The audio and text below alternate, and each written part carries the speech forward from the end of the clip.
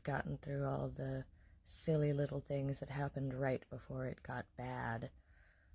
It's time for the Day of Bugs. This was the August, right after my cousin moved in. And it is what caused him to move out. I woke up in the morning to screaming, absolute blood-curdling screaming coming from the basement. But I didn't get out of bed very far because when I pulled the covers off, I was covered in Asian lady beetles. Now, the difference between ladybugs and Asian lady beetles is everything. Asian lady beetles are mean, and they bite, and they make this bad smell. They look like ladybugs, but they're not ladybugs. They have very slight differences, and they swarm. I was literally covered head to toe, my entire bed, in thousands of swarming ladybugs that had somehow gotten underneath my covers. So, I started screaming because I don't sleep with a shirt or bra on at all. It's not comfortable. And my mom came running in, helped me get all the bugs off.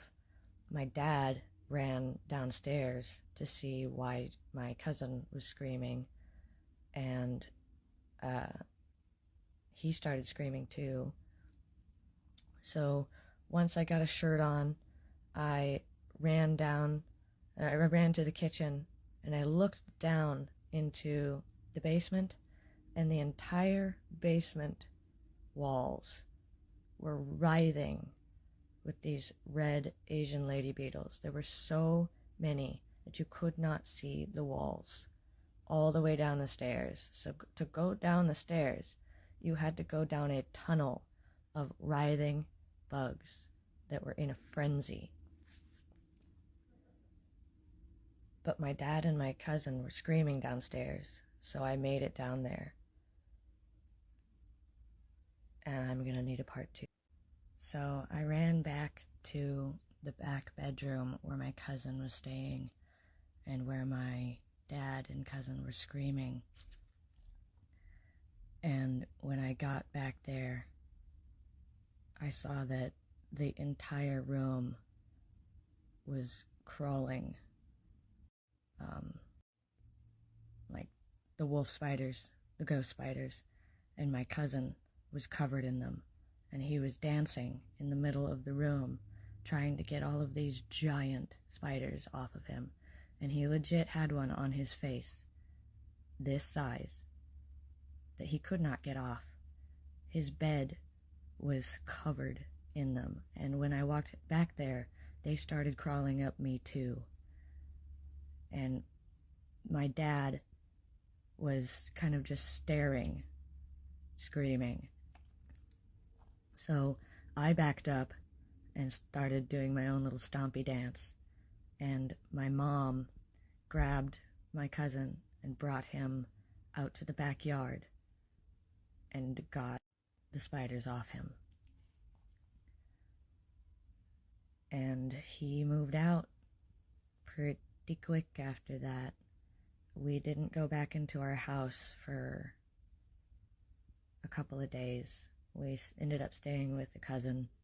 And when we got back, all of the bugs were gone. The house was back to normal. My dad then moved down into that back basement, and that was a bad idea because that's when the house started doing things to him. And me and my mom called this the Jack Torrance effect. And if you've ever seen or read The Shining, you'll understand what I'm talking about. But that's another story for another day. Alright, are you guys ready for another Hell House story? Today I'm going to be telling you the visions of blood. Now, as you may know, I have mental illnesses, And as a young teenager, I was absolutely terrified of this fact. I just felt in my soul that I was going to inherit what my grandmother had, and it terrified me. So, the first August that we moved into Hell House, whenever I started having intense visions of blood all over our bathroom and living room, I thought I was just going crazy, and I completely ignored them. I would just walk through them, ignore it. I'd look at other people to see if they were reacting to it, and they never did. So that's how I calculated that it was not real. If other people did not react to it, it wasn't real. I still use that to this day. If I see something, even if I'm alone, I use my cats for this. If my cats react to something, then that's real. But if they're still just there snoozing, it wasn't real. But after a few years of pretty constant flashes and visions of blood all over the house, my brother made a friend. And this friend started coming over during the day and eventually decided to come and stay the night. And I pretty much ignored this friend because I did not like the way she smelled. So whenever she came over, I just went to my room.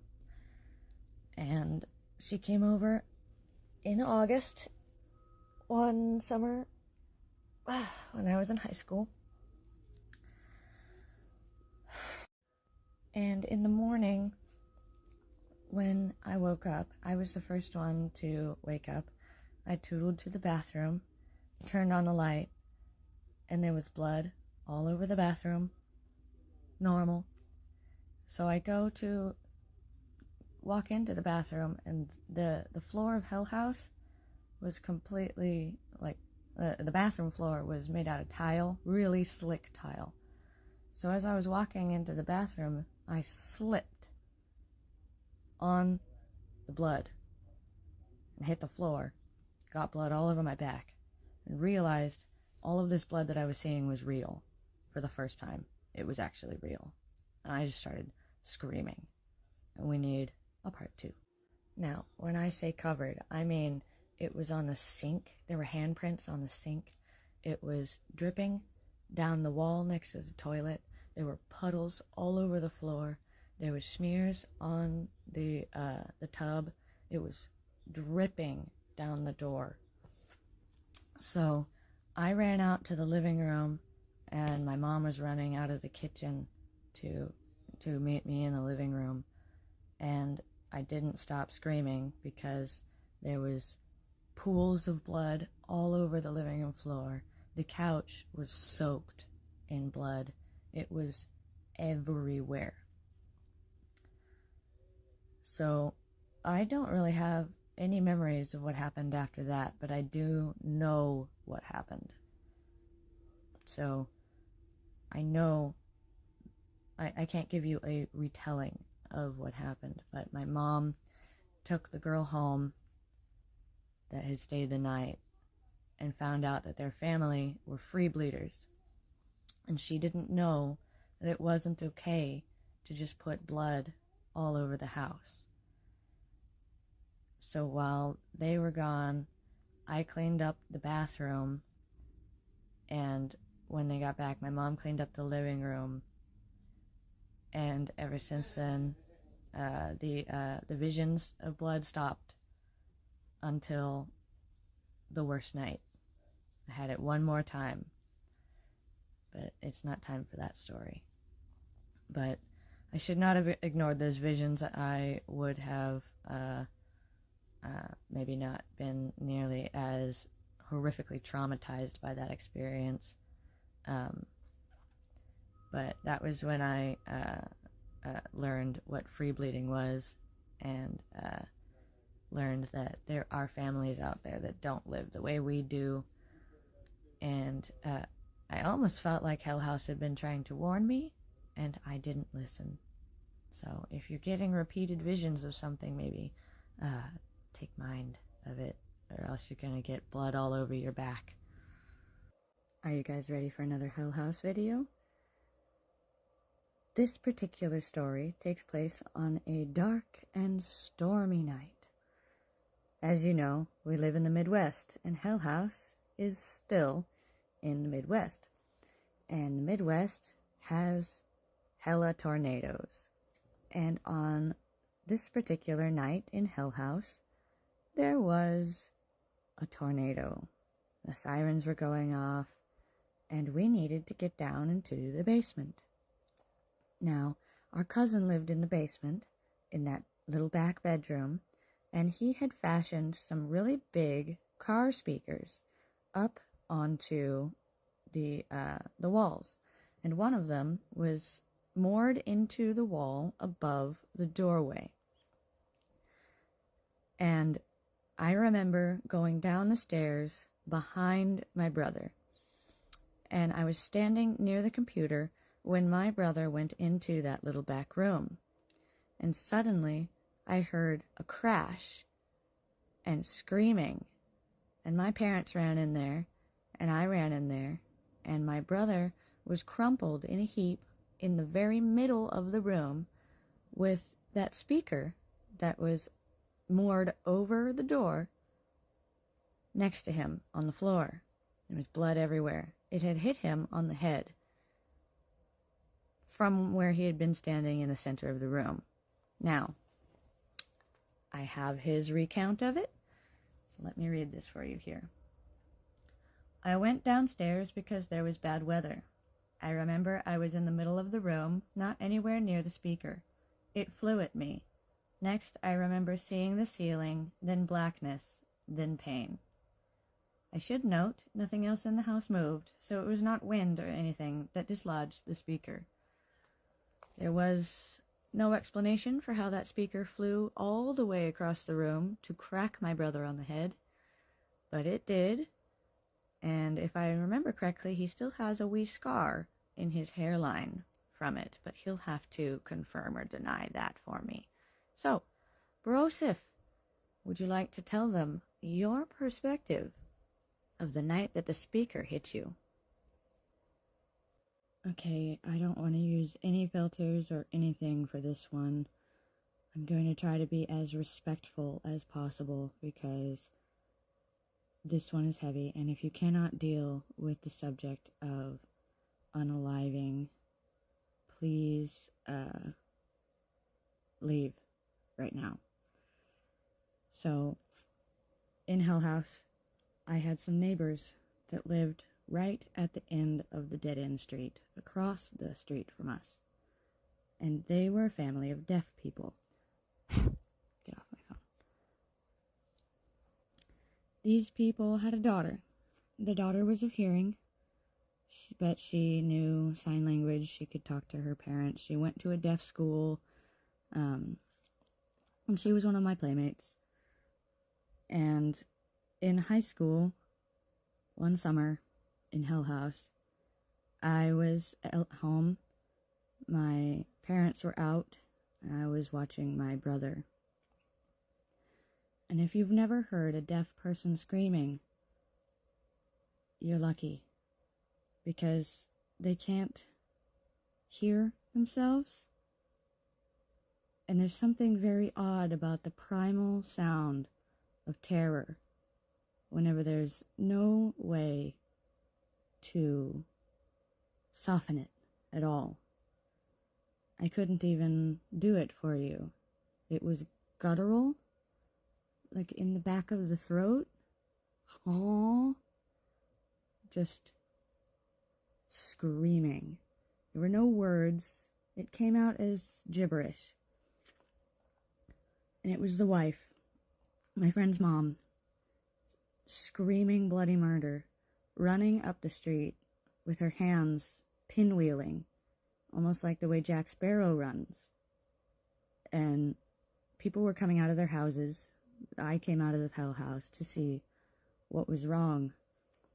And in their driveway, my friend's father was lying on the ground, not moving.